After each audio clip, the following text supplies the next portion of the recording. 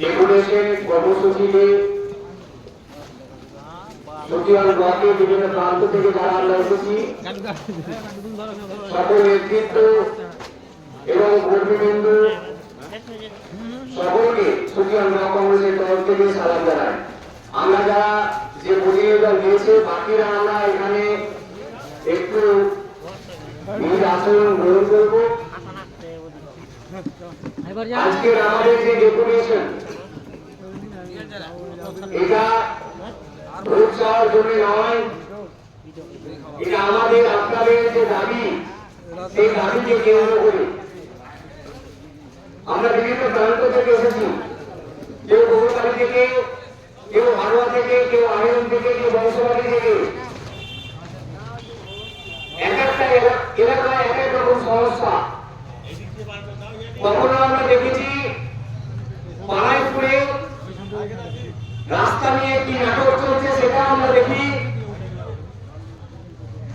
ফুলপুর অঞ্চলে রাস্তার বেহালদশা সেটাও আমরা দেখি।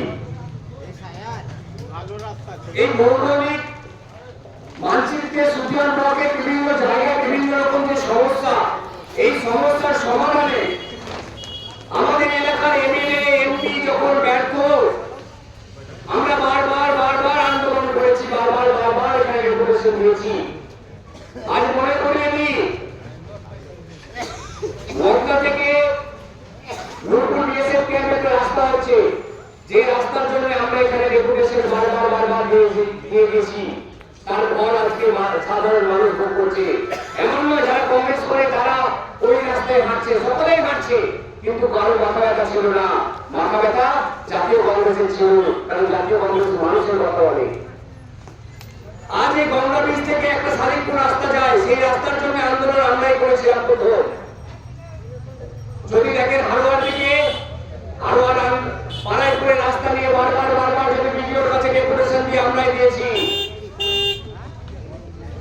যদি দেখেন বহুতালির দিকে, যদি দেখেন বংশবাটির দিকে, যেদিকে তাকাবেন প্রতিটা কর্মসূচি আমাদের মানুষের জন্য। আমরা কোন পাঁচালি গাইতে এখানে আসিনি, আমরা সাধারণ মানুষের জন্য এসেছি। সেই মানুষের দাবিতে, সাধারণ মানুষের যে দাবি, সেই দাবিতে আমরা প্রথম থেকে জানিয়ে এসেছি সচিবান ব্লকে পিএইচির জলের ব্যবস্থা করতে হবে। বলেছে করেনি, আপনারা আবার এমএলএকে এই বিষয়ে নিয়ে কথা বলতে দেখবেন না। বংশবাটি এলাকায় এক সমস্যা, নূরপুর এলাকায় এক সমস্যা, শালিকপুরে এক সমস্যা। এই বিভিন্ন এলাকার বিভিন্ন সমস্যা নিয়ে আমাদের